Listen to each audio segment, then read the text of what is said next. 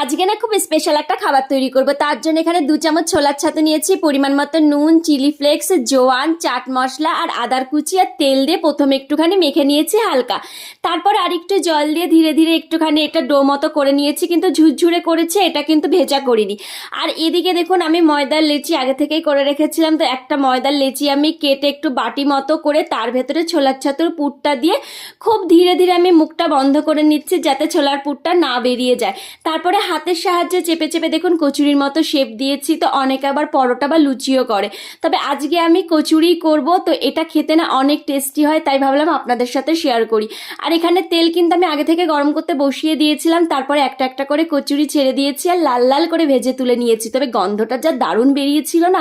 আর এর সাথে আমি একটু তেঁতুলের চাটনি দিয়েছি, আর খেতে মারাত্মক টেস্টি হয়েছিল। আপনারা একবার হলে বাড়িতে ট্রাই করবেন। আর এত ক্রিস্পি হয়েছিল কি বলবো, সত্যি কথা বলতে দারুণ হয়েছিল। ভালো